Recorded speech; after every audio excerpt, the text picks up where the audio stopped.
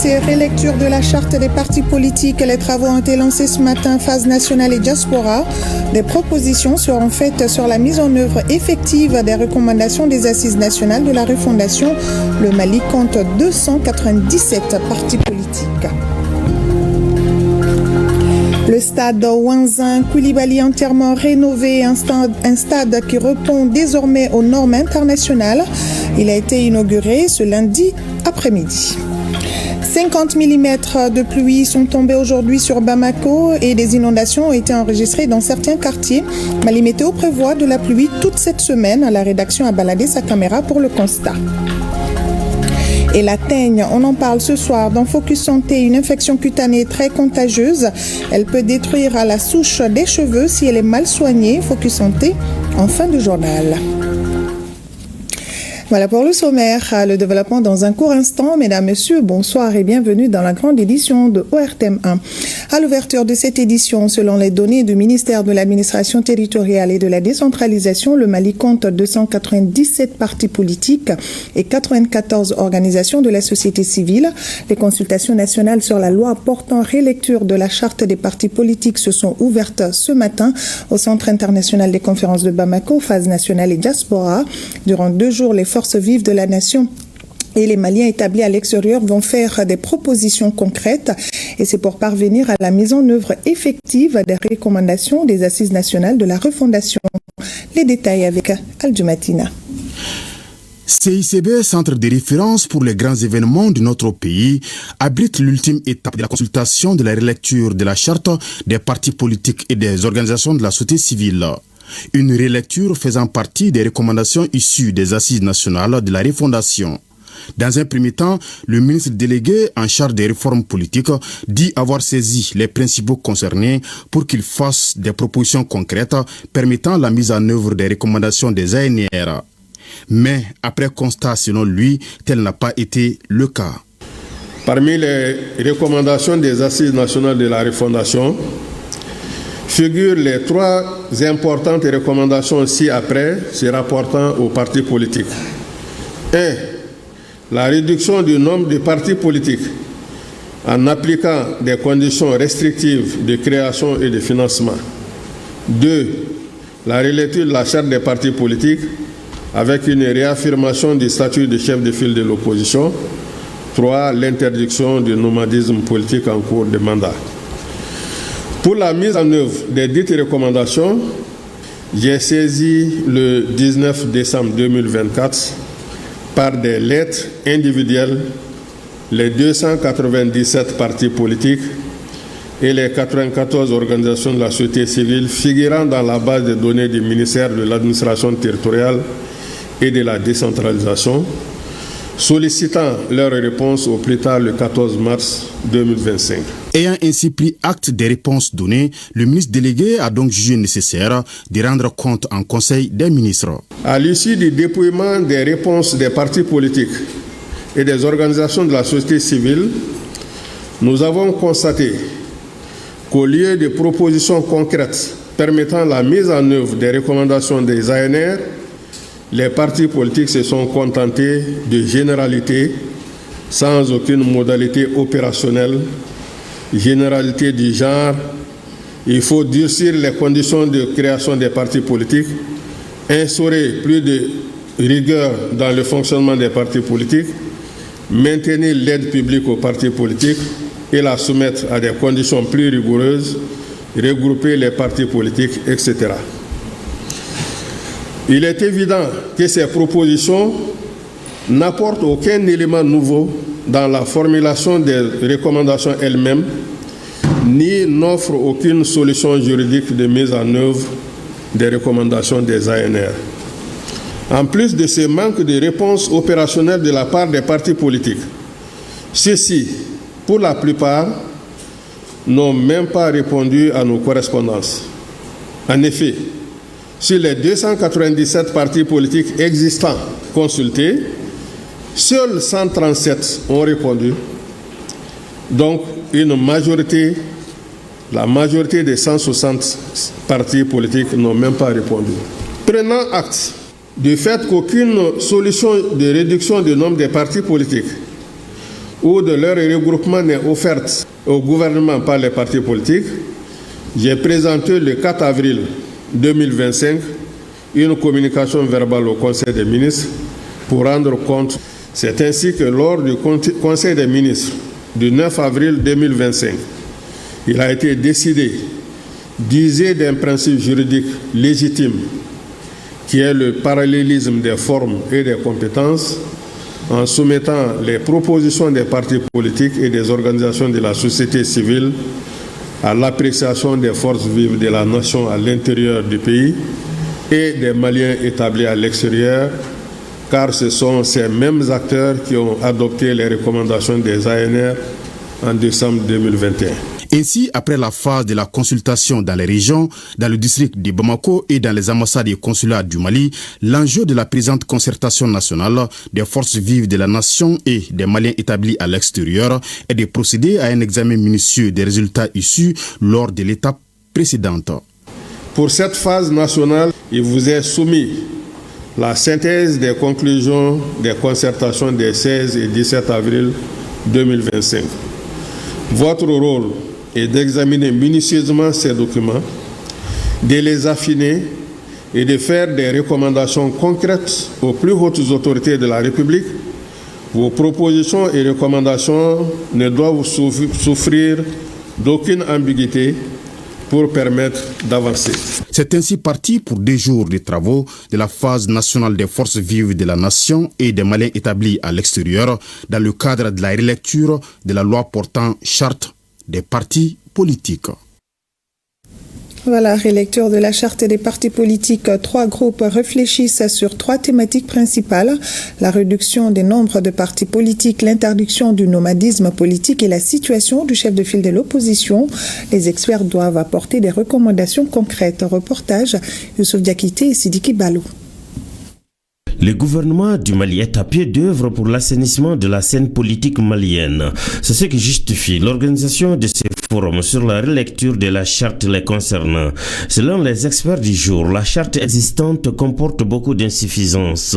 Les groupes de travaux installés à cet effet réfléchissent sur 3 thématiques principales, notamment les portraits robots du chef de file de l'opposition, l'interdiction du nomadisme politique et la réduction des partis politiques. La réduction des partis politiques aujourd'hui s'impose par la volonté des forces vives qui sont exprimées en majorité en faveur de cette disposition.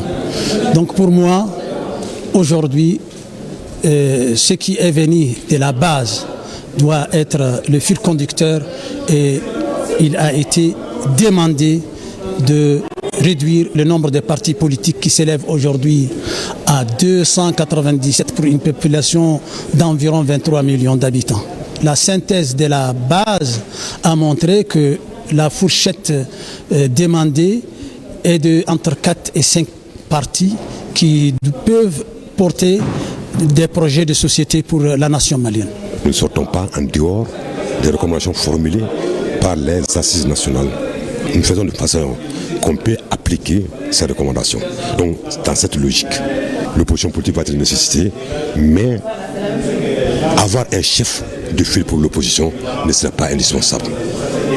Il n'y a pas une possibilité d'amadouer politiquement un adversaire qui, à tout moment, peut comprendre autrement même les bienfaits du pouvoir en place ou de la partie qui est en activité. Alors aujourd'hui, le nomadisme politique est devenu monnaie courante au Mali.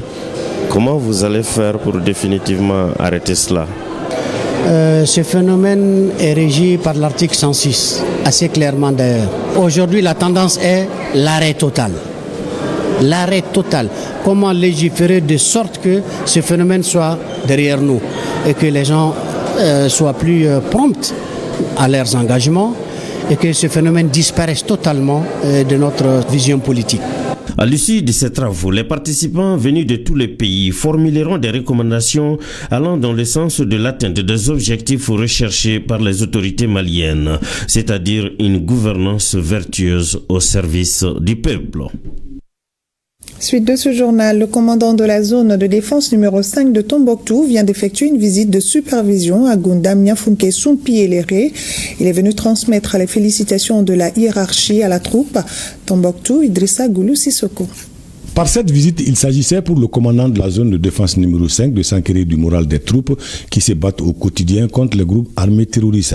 À Gundam, Léré, Niafunke et Sumpi, les commandants de troupes se réjouissent de cette visite des autorités militaires. L'objectif de la visite du commandant de zone à Léré, en un premier temps, faire une rencontre avec la troupe. Depuis leur engagement jusqu'à nos jours, il a décidé et il a jugé nécessaire de venir rendre visite à la troupe pour leur rehausser le moral. Ça a été une occasion pour lui de nous prodiguer des conseils et des directives dans le but de la bonne marche du service.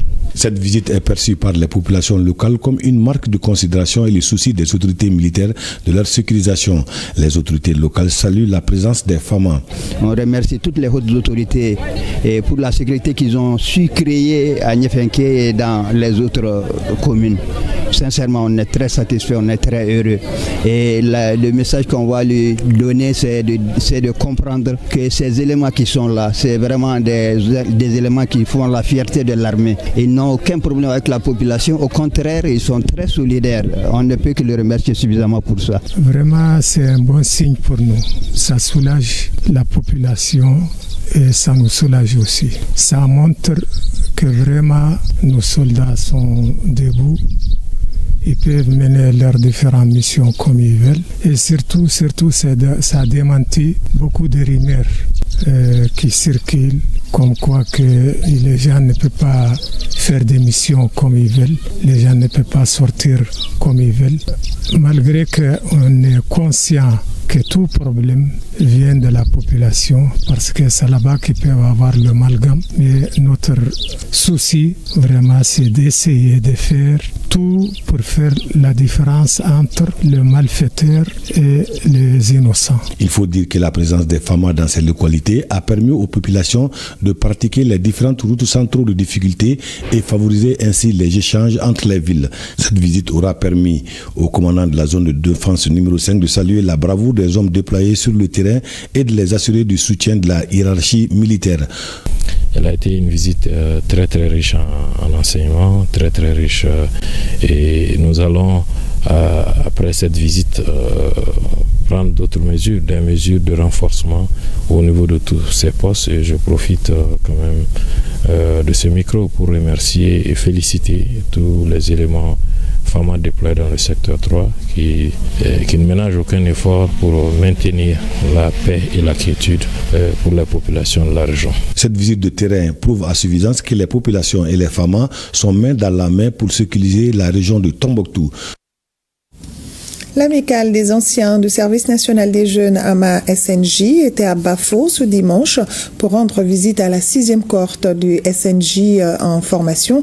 Ces recrues de la fonction publique ont eu droit à une conférence sur l'historique et les objectifs du SNJ, les valeurs culturelles du Mali, la citoyenneté, entre autres. Cette activité se tient dans le cadre de la célébration des 40 ans du SNJ. Ramata Konaté et Bassi Traoré pour plus de détails. L'AMA SNJ apporte une contribution de taille aux 1539 recrues de la fonction publique en service militaire obligatoire à Bafo, à travers une conférence sur des thèmes d'importance capitale, à savoir la citoyenneté, la programmation mentale, Dambé ou les valeurs culturelles. Comment est-ce que ces valeurs cardinales aujourd'hui de Moroya, de Morosebeya, de Morosebedéa, Horonya et Sinanguya doivent nourrir notre citoyenneté renouvelée dans le cadre de construire de nouveaux citoyens, de nouvelles citoyennes, ce qu'on appelle les Maldiens-Croix. Donc il ne s'agit pas en fait de réinventer de nouvelles personnes, mais de nous rassurer que ce qui est l'héritage des ancêtres et ce qui est positif dans notre vie en commun, le vivre ensemble, des choses qui font qu'on se respecte, des choses qui font que nous portons le pays dans notre cœur, dans notre esprit, qu'on se soucie du bien collectif, du progrès social, de la prospérité partagée. Comment est-ce qu'ils doivent faire la connexion entre ces valeurs-là, leur vie personnelle et leur carrière éventuellement. Les recrues prêtent une oreille attentive aux différentes présentations, car pour elles, au-delà d'un partage d'expérience, cet espace constitue une véritable école. Nous devons ensemble, main dans la main, comme il vient de le souligner, toujours soutenir notre pays. Donc ces valeurs qui étaient méconnues par beaucoup d'entre nous. Toutes les interventions étaient de qualité. J'avoue aussi que c'est pas facile de vivre en communauté, aussi édifié sur certains concepts liés aux Malidéens, aux Faso, à comment se comporter, à connaître nos ancêtres, nos grands arrière-parents. Les anciens du service national des jeunes partagent aussi avec leurs cadets quelques-unes de leurs expériences. Une manière d'inciter ces recrues à l'assiduité, l'engagement, au patriotisme, entre autres. Nous allons continuer à donner des conseils. Nous allons profiter des festivités commémoratives du 40e anniversaire de l'enrôlement du premier contingent pour programmer 2 activités. Hier, nous avons tenu la première activité à Bamako et aujourd'hui la deuxième ici. Cette journée a pris fin par une visite des locaux des recrues. Question de mieux s'imprégner des conditions de vie et de travail de la 6e cohorte des recrues de la fonction publique en service militaire obligatoire. Nous restons dans la région de Ségou et elle a été la dernière étape de la visite de terrain du ministre de l'Élevage et de la Pêche. Le ministre a visité à Banankoro dans la commune de Pelengana 2 fermes agricoles. Il a ensuite visité une ferme avicole, des modèles dans la région de Ségou. Envoyés spéciaux à Ségou, Mamadou Fane et Djilimakan Diabaté. Dans les villages de Banankoro, région de Ségou, le ministre de l'Élevage et de la Pêche a visité la ferme intégrée de Seydou Traoré. Ici, l'activité principale est l'élevage, la pisciculture et la production de lait. Ce projet a bénéficié de l'appui du PADEL-M. Moi, je fais principalement de l'embouche bovine. Cette année, notre prévision, c'est de faire emboucher à peu près 300 têtes. Nous avons déjà 150 qui sont en cours de finition. En termes d'élevage laitier, on a à peu près une trentaine de têtes. C'est des races locales, en tout cas sélectionnées, qui nous produisent à peu près de 5 à 10 litres de lait par. En plus de ça, donc, on fait de l'élevage de tortues, comme vous l'avez vu. Nous avons aussi des étangs piscicoles avec 6 étangs. J'ai des employés, j'ai aussi ma famille parce que je travaille avec ma famille. Après la ferme Seydou Traoré, le ministre a visité la ferme piscicole de Ali Touré à Banankoro avec point d'ancrage la production d'alevin. La ferme de Adidjara a été la dernière étape de la visite du ministre Youbaba à Ségou. Une ferme spécialisée dans l'aviculture. On fait de la pisciculture, on produit des alevins pour le grossissement, les tilapia, les claria et l'héterobranchus. Les difficultés auxquelles on est affronté ici en matière de production, c'est surtout en pisciculture où on manque d'aliments, les aliments de qualité surtout. Ça va se répercuter sur le prix des alevins que parfois on peut pas augmenter. Au terme de cette visite, le ministre a insisté sur les efforts à faire par les différents producteurs pour augmenter leur production. Il n'a pas aussi occulté les difficultés du secteur qui pourront être surmontées avec la collaboration mutuelle de tous. L'élevage et la pêche ne peuvent plus être des secteurs marginaux. Ils doivent occuper toute la place qui leur revient dans notre stratégie de croissance, conformément à la vision du Mali Koura Nietasira Kabem Sam Bafla Ani Douoroni Sabama.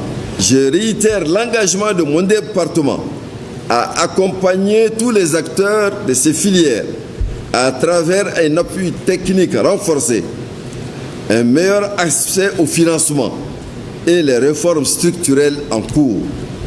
Cette visite du ministre dans la région de Ségou s'est achevée par la rencontre avec les services techniques de la région et une visite aux notabilités de la même ville. Inauguration cet après-midi du stade Ouinzin Koulibaly. Je le disais dans les titres, l'infrastructure répond désormais aux normes internationales et les travaux sont entièrement financés sur budget national. Les temps forts avec Abdelkarim Kaba. Le stade Ouinzin Koulibaly est le 10e stade rénové par le président de la transition générale d'armée Assimi Goïta. Par la rénovation de ces infrastructures, le chef d'État réaffirme son attachement à la promotion et au développement du sport. Et cela dans le but d'offrir un cadre d'épanouissement à la jeunesse. le Mali d'un stade homologué est aujourd'hui à 5 stades homologués. Et avec ces stades qui sont rénovés, je pense que très bientôt, nous passerons à 7 stades homologués. Lorsqu'on veut changer quelque chose, il faut une volonté politique. Et à ce stade, le président a montré toute sa volonté politique à soutenir le milieu sportif.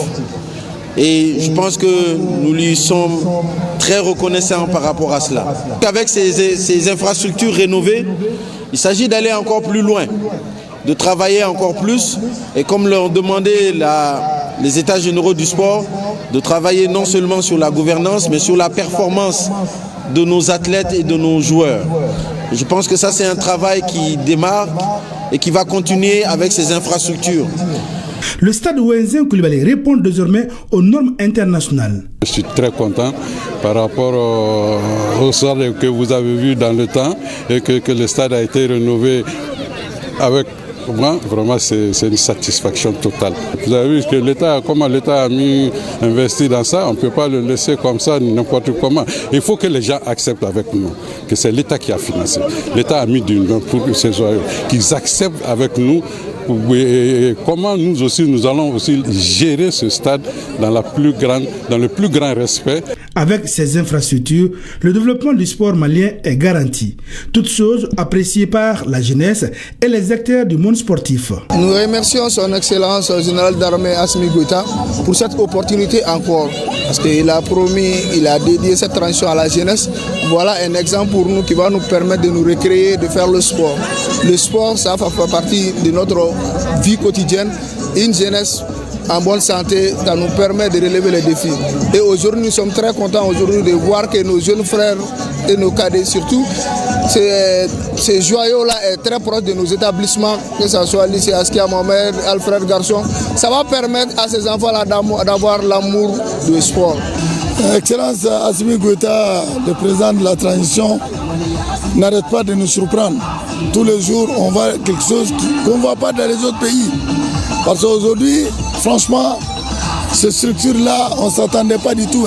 Vraiment, grand merci. Dis à nous autres qui doivent pouvoir utiliser ces œuvres-là, d'être très très prudents. La rénovation de ces stades est entièrement financée sur le budget national. C'est pourquoi le ministre Fomba et tous les intervenants ont appelé à la bonne utilisation afin que l'infrastructure puisse jouer son rôle. Salon international du numérique, de l'innovation et des énergies renouvelables, experts, innovateurs et décideurs vont échanger et partager leur expertise sur les défis et opportunités dans les deux domaines. Balakissa Ouattara et Sambou Diakité. Exploiter la technologie pour améliorer la vie. Le numérique et les énergies renouvelables sont au cœur de la révolution au CICB. Ici, exposants innovateurs, chercheurs, start-up et entreprises mettent en avant leurs dernières innovations. Damour TV, c'est un de nos projets et ça va être toutes les chaînes télévisées maliennes et un peu aussi africaines.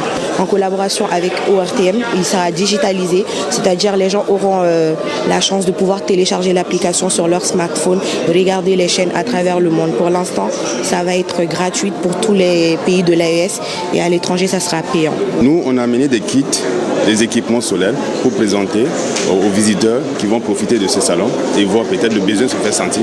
Ils pourront nous faire appel. Le Salon international du numérique, de l'innovation et des énergies renouvelables est donc une plateforme de promotion des avancées technologiques. Le numérique, l'innovation et les énergies renouvelables sont trois piliers majeurs du développement durable et inclusif de notre pays et de notre continent. Nous avons la ferme conviction que l'avenir de notre développement repose sur notre capacité collective à intégrer la technologie, l'innovation et une transformation énergétique responsable dans tous les secteurs d'activité. Cet événement représente une plateforme unique de rencontre et de partage entre les acteurs du numérique, de l'énergie et de l'innovation, trois piliers essentiels pour le développement durable de notre pays. Lier ces domaines dans un même espace est à la fois stratégique et nécessaire car la transition énergétique que nous appelons de tous nos voeux ne pourra se faire sans innovation. Selon les initiateurs, cette première édition de Cini Énergie renforcera davantage la position du Mali dans le secteur du numérique et des énergies renouvelables. Bamako et plusieurs localités du Mali se sont réveillées aujourd'hui sous la pluie. La capitale a enregistré plus de 50 mm de pluie. Une première pluie qui a causé des inondations par endroits. Selon les informations de Mali Météo, cette pluie est un signe annonciateur de la saison des pluies. Et il faut s'attendre à de la pluie toute la semaine. Prévision de Mali Météo. Notre reporter Bokari Koulibaly a fait le constat en ville, suivant son reportage. Ce 28 avril 2025, les Bamakois ont été pris au dépourvu. On se croirait en pleine saison de pluie avec plus de 50 mm d'eau. Une averse de pluie qui a plongé certains quartiers dans la désolation et dans l'émoi. La scène se passe de tout commentaire.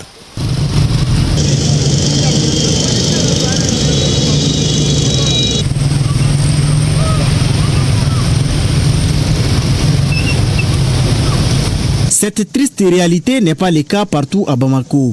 Grâce aux mesures prises par le gouvernement, les riverains du Weweyanko en commune 4 disent n'avoir pas été victimes de dégâts.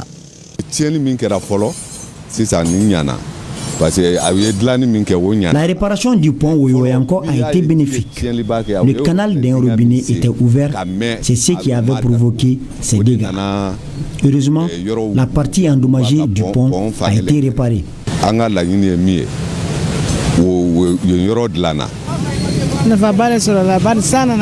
La réparation du pont a porté fruit. La pluie ne nous a causé aucun dommage.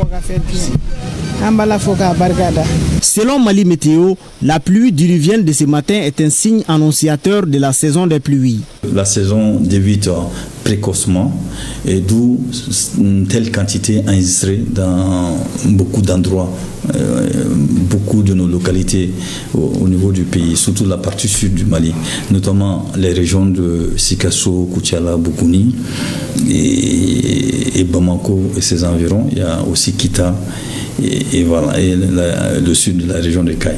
Donc c'est un début de saison, c'est un début où nous connaissons une fluctuation du FIT, le front intertropical sur le Mali. Donc il y a une remontée du flux de mousson actuellement sur le pays. Donc la saison des pluies commence à s'installer, à se préparer à s'installer. Donc nous sommes dans cette phase intermédiaire. Pour Mali Météo, la vague d'eau enregistrée dans certains quartiers trouve son explication dans plusieurs facteurs. Jusque-là, ce que nous a rapporté, il y a eu des flaques d'eau un peu partout. Et bon, maintenant, même s'il y a des cas d'inondation, c'est des cas isolés. Donc ça veut dire que c'est dû à un fort ruissellement, c'est-à-dire à un fort écoulement des eaux à travers les caniveaux, la canalisation. Il faut s'attendre à beaucoup de pluie cette année. En vue d'éviter d'éventuels dégâts, les prévisionnistes de Mali Météo lancent cet appel-là. Et c'est de se tenir prêt. Et la saison est presque là déjà, la saison de pluie est presque là déjà. Et c'est vrai, l'année dernière a été une année très très pluvieuse, mais cette année c'est aussi une année pluvieuse, mais pas que comme celle de l'année dernière. Mais c'est avec ces risques d'inondation aussi, ça il faut le dire. Un des caractères aussi que nous avons noté cette année, c'est des vents violents et les cas de faute. De vraiment faire beaucoup attention avec ces phénomènes cette année. L'application stricte de ces conseils permettra de faire face à la montée des eaux, car selon Mali Météo, la saison de cette année devra s'étendre jusqu'au mois d'octobre. Première session d'orientation et de pilotage de comité de projet de résilience communautaire et de services inclusifs au Mali, Mali Denko, un exercice qui vise à examiner et valider le programme d'activité et le budget annuel 2025. Boubacar Bablentouré pour plus de détails. Le projet de résilience communautaire et de services inclusifs au Mali, Mali Denko, une initiative du gouvernement du Mali, portée par le ministère en charge de la réconciliation nationale en faveur de 6 régions impactées par l'insécurité. Un projet qui se fixe comme objectif d'identifier avec les communautés à la base leurs besoins en vue d'accorder des financements. Dans le but donc de valider le programme d'activité et le budget annuel 2025, les membres du comité se sont réunis à la faveur de la première session d'orientation et de pilotage du 10 projets. Ce projet ambitieux et porteur d'espoir vise à améliorer l'accès aux services sociaux de base à travers une approche inclusive et participative des communautés. Donc cette approche dénommée approche DCC, développement conduit par les communautés, consiste à mettre les communautés au cœur des processus de décision et de mise en œuvre des sous-projets identifiés par elles-mêmes. Il s'agira également pour les membres au cours de cette première session de définir un planning détaillé des activités, de valider le budget des activités retenues, de s'assurer de la cohérence des activités définies avec les objectifs stratégiques du projet, entre autres. L'objectif est que 80% du budget du projet aille directement aux communautés et que le coût de gestion n'excède pas les 20%.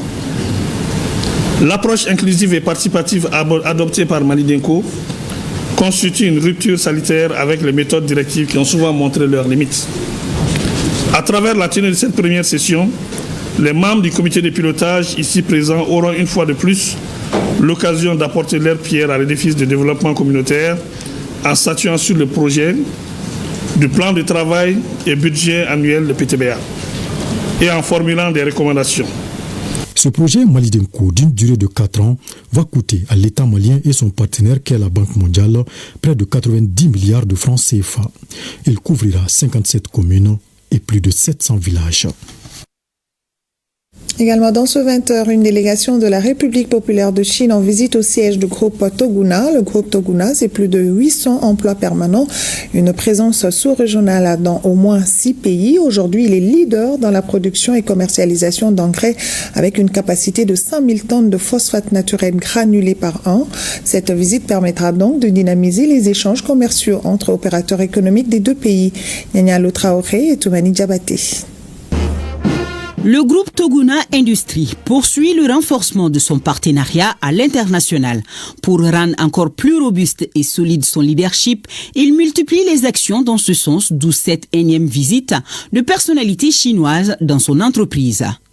Nous tenons particulièrement à saluer Monsieur le vice-gouverneur d'avoir porté son choix sur le groupe Toguna pour cette visite d'entreprise. Nous nous félicitons de la dynamique positive de la coopération commerciale qui existe entre le Mali et la Chine.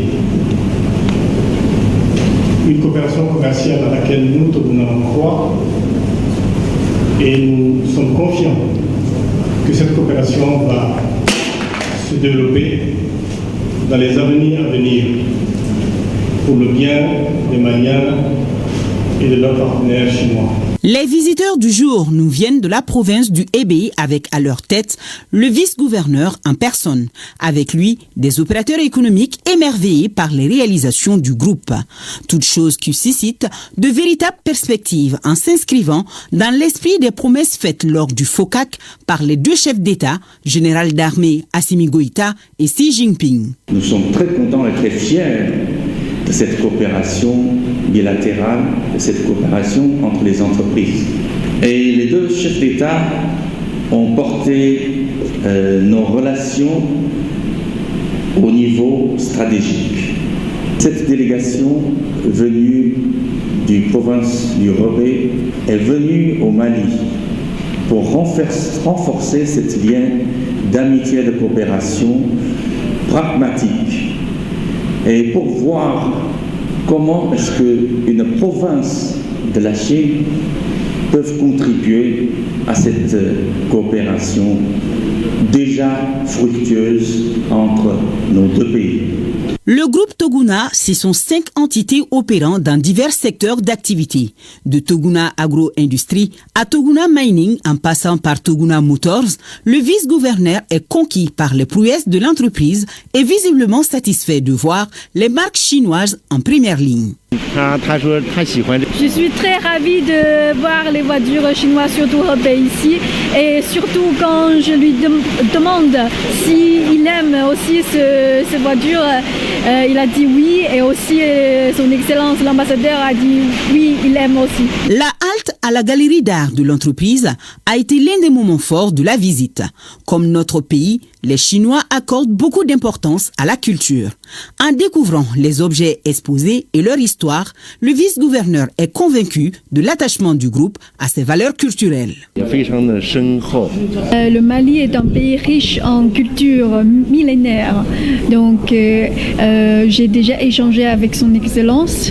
Donc, on va travailler beaucoup pour promouvoir la coopération culturelle sino-malienne. Je crois qu'on va beaucoup de choses à faire ensemble. 2 heures de partage et d'échanges fructueux qui vont certainement dynamiser les activités commerciales entre les entreprises chinoises de la province du Hebei et le groupe Toguna. Ces mots du vice-gouverneur annoncent déjà les prémices. La première suggestion, c'est de demander à ce que Toguna et sa collaboration avec Gritour continue d'être renforcée. Je trouve que si on peut aller jusqu'à une sorte d'assemblage semi-local, semi-assemblage, si on peut le dire, ça va être très bien. Mon souhait, c'est que Toguna et Tianjin Chitoine, vraiment sur ce domaine, dans le domaine de l'agriculture des engrais, vraiment qui se donnent la main, qui fassent une très grande coopération et développent ce côté-là aussi. Vivement les fruits de cette belle coopération sino-malienne. Fin de la première édition du festival Mangue. Les acteurs ont démontré les potentialités de la mangue qui contribue au rayonnement économique du Mali. Le reportage est signé Youssouf Diakité et Abdoulaye Diarra. Après 3 jours d'intenses activités, les rideaux tombent ici sur cette première édition du festival Mangue. Une idée de Stories Communication dont l'objectif est de contribuer à la valorisation de ces produits pour renforcer son apport à l'économie nationale. C'est une première édition, mais pour moi c'est une réussite. Une réussite pourquoi? Parce que cette organisation va nous permettre de tirer des leçons. Ces leçons vont également nous permettre également de trouver quelles sont les voies et moyens, quelles dispositions pratiques il faut prendre pour les événements à venir et aussi choisir des bons moments, surtout la période d'organisation de ce genre d'événements, pour qu'on puisse faire participer beaucoup d'acteurs directs et indirects. Aujourd'hui, nous avons vu tout ce qu'il y avait comme potentialité en de vente, mais surtout, je veux mettre un accent vers la recherche. On a exposé clairement que nous avons au niveau de l'Institut d'économie rurale 100 variétés de mangue, et parmi lesquelles juste une quinzaine est connue et vulgarisée. Donc il nous reste encore 85 variétés de mangue qu'on a sous les bras et qui restent dans les vergers des chercheurs qui ne parviennent pas à atteindre les producteurs. L'un des temps forts du festival a été le moment consacré à la visite touristique. Dans le cadre du Festival, nous avons organisé cette excursion en partenariat avec le promoteur du festival de mangue. Et cette excursion a comme participants les consommateurs et les vendeurs de mangue. Nous les avons également amenés dans une zone de production par excellence de mangue. L'objectif recherché, c'est de permettre à ces derniers véritablement de s'imprégner des conditions de production de la mangue. Cette première édition du festival, on peut le dire, un coup d'essai, un coup de maître.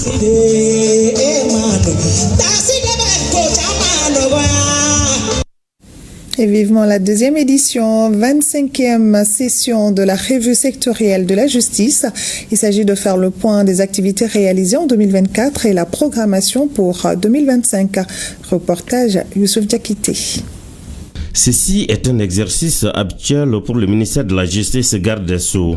La revue sectorielle, celle-là consacre la 25e. Il s'agit de faire le point des activités réalisées en 2024 et la programmation pour 2025.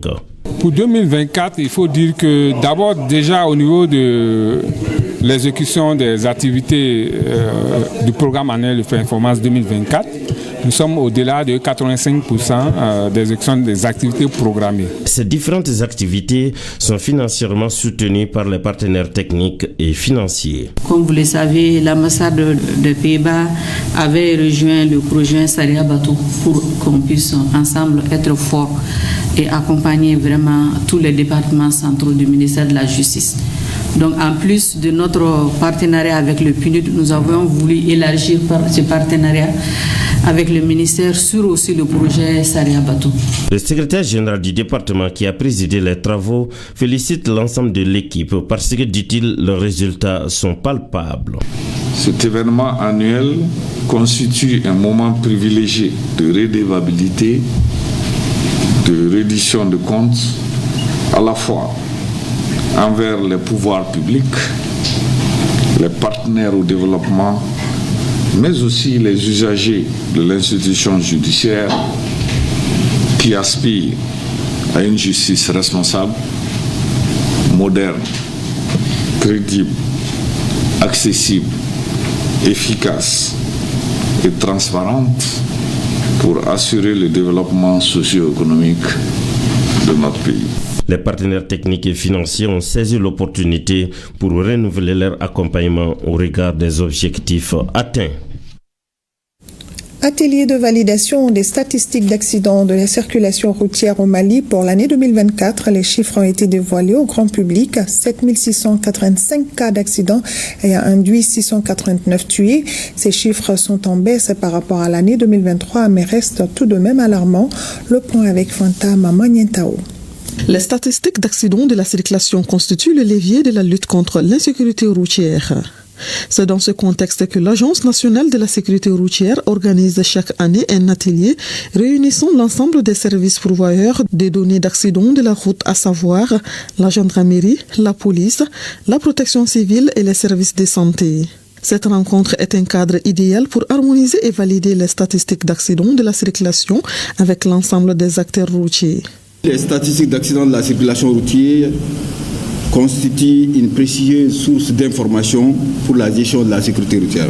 C'est pourquoi les statistiques que nous nous apprêtons à examiner et valider ont été préparées par l'ANASER avec des caractéristiques qui reprennent par exemple les tranches d'âge des victimes, le type d'accident, la catégorie des usagers de la route et d'autres informations plus détaillées sur les accidents pour permettre donc aux structures concernées par la gestion de la sécurité routière de pouvoir prendre les décisions éclairées quant à la priorité à donner aux problèmes et aux solutions pouvant être efficacement mises en œuvre. L'objectif national en matière de sécurité routière est de réduire de 50% le nombre de morts sur les routes d'ici 2030. Pour atteindre cet objectif, il est nécessaire d'améliorer les outils et les méthodes de recueil et de traitement des données sur l'insécurité routière. Pour cela, nous devons améliorer les outils et les méthodologies de recueil et de traitement des données sur l'insécurité routière pour satisfaire l'engagement pris par notre pays suite à la ratification de la Charte africaine de la sécurité routière. Qu'à la sortie de cette rencontre, les acteurs de la sécurité routière doivent disposer de statistiques harmonisées au titre de l'année 2024. Les acteurs de la sécurité routière sont engagés à tout mettre en œuvre pour l'élaboration d'un document consensuel sur les statistiques d'accidents de la route qui vont constituer le levier de la lutte contre l'insécurité routière dans les années à venir, car les chiffres font froid au dos. Rien qu'en 2024, les routes au Mali ont tué plus de 600 personnes selon l'ANASER. En prélude à la 29e édition de la Journée africaine de prévention des risques professionnels et la 23e édition de la Journée mondiale de la sécurité et de la santé au travail, prévue pour le 30 avril, un point de presse a été animé par les responsables de l'INPS. Compte rendu, Smaou Aïdara et Sidiki Balo.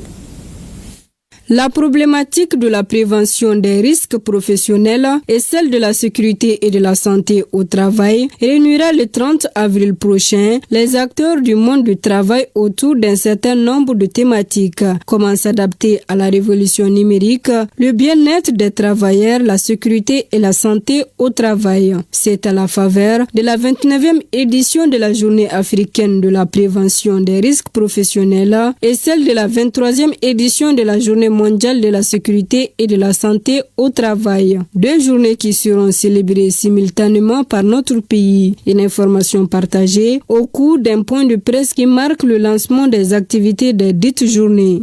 Ouverte à tous les acteurs du monde du travail, la Journée africaine de prévention des risques professionnels, instituée depuis 29 ans, se présente comme une plateforme d'échange sur les préoccupations internationales, nationales et locales en matière de sécurité, de santé et de bien-être au travail. Les objectifs de cette journée sont identifier les nouveaux risques professionnels liés à la transformation numérique et à l'essor des nouvelles technologies, mettre en évidence les opportunités offertes par les technologies pour améliorer la prévention des risques professionnels. Ces 2 journées s'annoncent comme un moment clé de réflexion qui favorisera la mise en place des mécanismes susceptibles de renforcer la sécurité des travailleurs dans un monde dominé par les technologies, d'où le choix des thèmes. Cette année, notre choix porte sur l'intelligence artificielle et le thème retenu est formulé ainsi qu'il suit. La prévention des risques professionnels à l'épreuve de la transformation numérique et des mutations technologiques.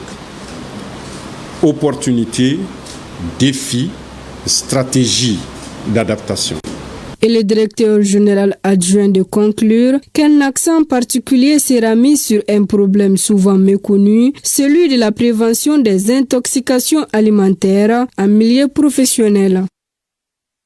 Le contenu de ce communiqué, le ministre des Affaires religieuses, de culte et des coutumes, sur la base de la délibération de la Commission nationale d'observation de lune, a l'honneur d'informer la communauté musulmane du Mali que le croissant lunaire Zulqada ou Selifranchekalo n'a été aperçu ce dimanche 27 avril 2025 dans aucune localité du pays. En conséquence, le mois lunaire Zulqada ou Selifranchekalo débutera au Mali le mardi 29 avril 2025 sur toute l'étendue du territoire national. Focus Santé s'intéresse ce soir à une infection cutanée. Il s'agit de la teigne due à un champignon. Cette infection est très contagieuse et touche majoritairement les enfants. Et elle peut détruire la souche des cheveux si elle est mal soignée. Pour en savoir davantage sur la teigne, Koumba Sissé et Alkaou Traoré sont allés à l'hôpital de dermatologie de Bamako, suivant le reportage. Elle se manifeste par une ou plusieurs plaques sur la tête. Appelée Duruganani ou Kaba en bamana, la teigne est une infection causée par des champignons. Elle a 2 formes et touche majoritairement les enfants. Les formes mineures se caractérisent essentiellement par des plaques avec des pellicules blanchâtres qui sont très contaminants et souvent qui passent sans gravité. Le deuxième type de teigne, c'est la forme où ces plaques sont parsemées de lésions pustuleuses au niveau de la tête. Et le même parasite peut aussi donner d'autres lésions au niveau de la peau, ce qu'on appelle la dermatophysie de la peau glabre. La teigne se transmet très rapidement, surtout en milieu scolaire et dans les lieux de coiffure. La maladie, elle est très contagieuse. Et c'est à cause de ça que nous avons ça, surtout les formes simples interhumaines, dans les grandes familles où il y a beaucoup de garçons. Et la plupart, souvent, ils se contaminent à travers, juste avant les fêtes. Tout le monde se retrouve chez le coiffeur. Donc le garçon qui a ça sur sa tête, là, et à travers les tondeuses, il peut se la passer. Même à domicile, à la maison aussi, ils dorment sur le même lit. Souvent, ils se passent les casquettes. Donc, il se passe le champignon comme ça. Et le deuxième qui est très grave, qui peut se compliquer en quérillon, c'est le type qu'on ramasse le plus souvent chez les chats. Et le chat est le réservoir. Donc les enfants qui jouent beaucoup plus avec les chats, qui sont beaucoup plus contaminés par ce parasite. Si la teigne n'est pas traitée à temps, elle évolue vers la forme grave. Elle laisse non seulement des cicatrices importantes sur la tête, mais aussi les cheveux ne poussent plus sur les parties infectées. Donc le plus souvent, les agents de santé prescrivent des antibiotiques à tort. Or, ce n'est pas une bactérie, c'est le parasite. Et le parasite, à sa présence, c'est une réaction à ce parasite qui va causer cette réaction locale. D'où nous, les spécialistes, souvent, En plus des antiseptiques, on associe aussi une corticothérapie de courte durée. C'est de casser l'inflammation pendant au moins quelques jours, 4 à 5 jours, quand l'inflammation est cassée. Donc on continue maintenant avec les antifongiques qui permettent de traiter ce champignon pendant au moins 3 à 4 semaines de traitement. La teigne compliquée, comme on l'appelle le kérion, nécessite obligatoirement un traitement précoce. Et ce traitement précoce, il faudra associer des antiseptiques, associer des anti-inflammatoires comme les corticoïdes de petites doses. Et cette teigne, elle a un préjudice. Ce préjudice, c'est quoi? Si l'on tarde dans le traitement, en croyant que c'est des antibiotiques qui vont traiter, parce que le follicule, c'est la racine, c'est là où le cheveu sort. Et ce follicule-là, s'il s'en va, il n'y aura plus de cheveux, ça ne va plus pousser. Et quand ça ne pousse pas, c'est ce qu'on appelle l'alopécie cicatricielle.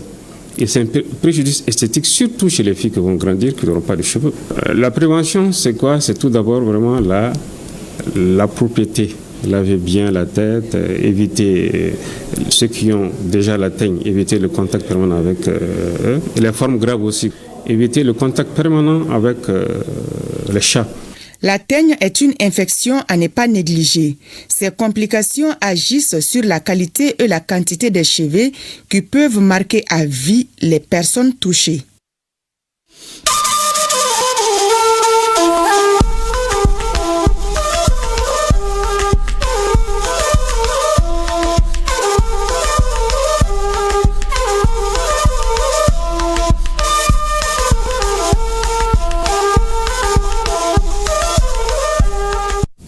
AIS Actualité, Forum Crans-Montana, Casablanca au Maroc, les ministres des Affaires étrangères de la Confédération des États du Sahel tiennent une rencontre avec des leaders mondiaux, une tribune pour la diplomatie confédérale, de faire le bilan de la création de la Confédération et de rappeler ses engagements pour une intégration entre les peuples de la sous-région et d'Afrique. Amadou Marcel Tau. Dans un langage franc et direct, le ministre nigérien en charge des affaires étrangères déroule les nouvelles orientations de la Confédération des États du Sahel au Forum Crans-Montana 2025 à Casablanca. Des orientations basées sur des principes communs aux 3 pays représentés à cette rencontre sur les perspectives pour l'Afrique de l'Ouest, la nouvelle Confédération des États du Sahel. Nous sommes contre personne. Jamais le Mali, le Niger, le Burkina n'a agressé un autre pays. Nous sommes des peuples de paix, nous sommes ouverts à la coopération avec tous les pays du monde. Mais à des conditions, qu'on respecte notre souveraineté, c'est pas trop demandé. Il est rejoint par le chef de la diplomatie malienne. Abdoulaye Diop dévoile à son tour la vision de l'AES pour garantir une intégration des peuples d'Afrique. Nos pays ont quitté la CEDEAO, mais nous n'avons pas quitté l'Afrique de l'Ouest. Nous appartenons à l'Afrique de l'Ouest. Nous considérons que même si nous ne sommes pas membres de la CEDEAO, les peuples de l'Afrique de l'Ouest sont un seul peuple, ou en tout cas sont des peuples qui sont unis par l'histoire, par la géographie, par la culture, et qu'il y a peut-être des différends politiques entre certains dirigeants de certains pays et certains dirigeants de l'AES. Cela ne veut pas dire que les Burkinabés sont opposés aux Sénégalais ou aux Béninois, non. Nos peuples ont des liens qui sont là. Et nous continuons à appartenir à cette région. Nous avons des différends politiques, certes, mais nous souhaitons que nos peuples ne soient pas divisés. Moins d'une année après sa création, la Confédération des États du Sahel se consolide davantage à travers sa pleine souveraineté sur ses ressources et ses exploits dans la lutte contre le terrorisme. Cette démarche confédérale suscite par ailleurs des interrogations diverses de la part de certains dirigeants. D'une part, on peut considérer cela comme étant la volonté de chercher des informations pour mieux comprendre notre fonctionnement, mais d'autre part, c'est pour comprendre aussi la stratégie ou les stratégies des pays membres de l'AES. Je pense que nous gardons vraiment de livrer toutes nos balles. Une union qui consacre la fin des contrats défavorables avec les anciennes colonies selon les panélistes et ouvre désormais la voie à un partenariat diversifié en tenant compte des intérêts des peuples. Et dans le cadre des activités de la 4e édition du marché international de l'artisanat du Togo, la ministre de l'Artisanat et du Tourisme a visité les stands des artisans nigériens présents à ce grand rendez-vous. Moussa Amani pour le reportage. Conduisant une délégation forte de plus de 60 artisans venus de toutes les régions du Niger, la ministre de l'Artisanat et du Tourisme, Mme Soufiane Agrechata-Guichen, présente à la 4e édition du marché international de l'artisanat du Togo, en abrégé MIATO, a tenu à s'enquérir personnellement des conditions d'installation, de participation et de commercialisation de leurs produits sur le site de cette grande rencontre internationale de l'artisanat qui se poursuit activement à Lomé, la capitale togolaise. Cette visite a permis à la ministre d'échanger directement avec les exposants nigériens, recueillir leurs impressions et de les encourager à tirer pleinement profit de cette vitrine internationale afin de valoriser leur savoir-faire, nouer des partenariats et renforcer leur visibilité à l'échelle régionale et même internationale. Les artisans, pour leur part, ont salué cette marque d'attention de la ministre avant d'exprimer leur gratitude pour l'accompagnement constant du ministère en charge de l'artisanat dans la promotion du secteur. Nous avons été reçus ici à l'arrivée, nous sommes bien accueillis par les Togolais et nous sommes bien accueillis à la foire. Tout se passe très bien. On espère que les locaux vont rentrer, vont venir visiter les stands.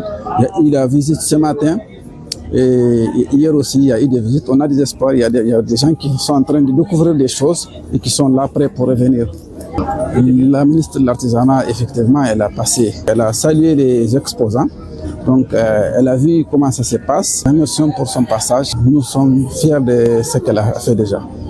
Rappelons que la participation du Niger au marché international de l'artisanat du Togo édition 2025 s'inscrit dans une dynamique de soutien aux acteurs de l'artisanat en vue de faire du secteur un véritable levier de développement économique, de création d'emplois et de rayonnement de la culture nigérienne au-delà de nos frontières.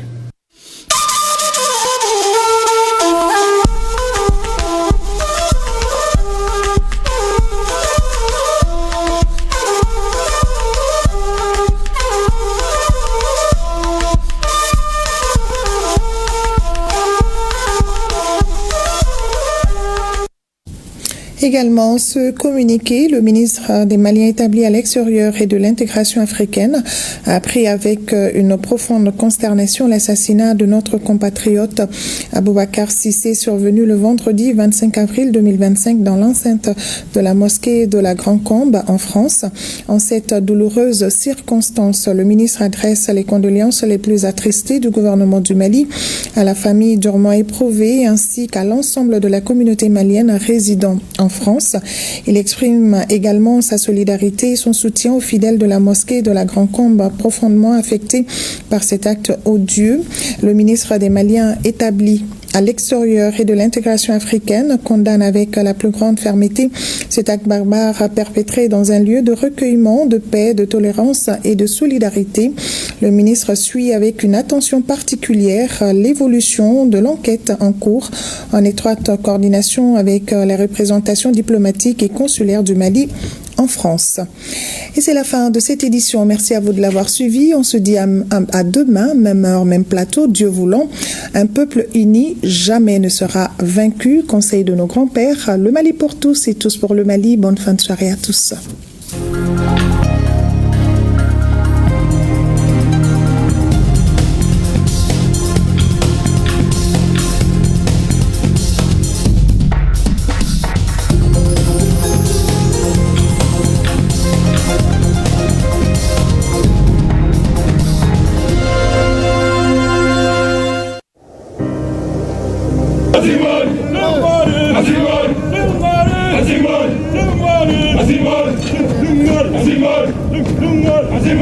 Nous laissons derrière nous tout ce que nous avons de plus cher. Enfants,